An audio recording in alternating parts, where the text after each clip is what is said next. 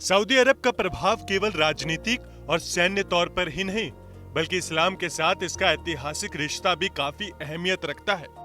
इस्लाम के दो सबसे प्रमुख तीर्थ स्थल मक्का और मदीना दोनों सऊदी अरब में ही है, और यही काबा और पैगंबर मोहम्मद की मजार भी है।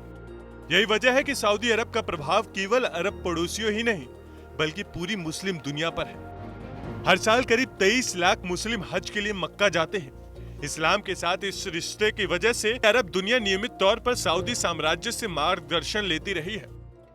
फॉरेन पॉलिसी की रिपोर्ट के मुताबिक अप्रैल महीने में लीबिया के सबसे विख्यात सुन्नी मौलवी ग्रैंड मुफ्ती सादिक अल घरियानी ने सभी मुस्लिमों से इस्लाम में अनिवार्य माने जाने वाली हज तीर्थ यात्रा का बहिष्कार करने की अपील की है।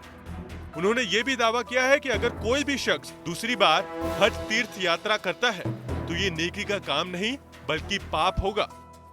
वर्तमान में सऊदी साम्राज्य के बहिष्कार की अपीलें केवल शिया समुदाय से नहीं आ रही है, बल्कि हर समुदाय इस पर एकजुट हो रहा है। इस कारण ट्विटर पर करीब 16,000 से ज्यादा ट्वीट्स के साथ बायकॉट हज ट्रेंड कर रहा है। दुनिया भर में सुन्नी मौलवी भी हज के बहिष्कार की अपील कर रहे हैं। इस बहिष्कार की अपील के पीछे तर्क ये है कि मक्का की तीर्थ यात्रा के जरिए सऊदी अरब की अर्थव्यवस्था मजबूत हो रही है। मजबूत अर्थव्यवस्था के जरिए सऊदी की हथियार की खरीद जारी है।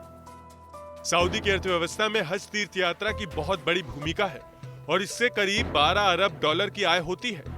हज से होने वाली कमाई तेल के अलावा सऊदी की आय का सबसे बड़ा स्रोत है। सऊदी की सरकार द्वारा लग्जरी होटल पर निवेश को देखते हुए 2022 तक इस कमाई के 150 अरब डॉलर पहुंचने की उम्मीद है। इस निवेश से सऊदी को काफी मुनाफा हो रहा है, लेकिन बढ़ते खर्च की वजह से कई गरीब मुस्लिमों के लिए हज यात्रा मुश्किल हो गई है।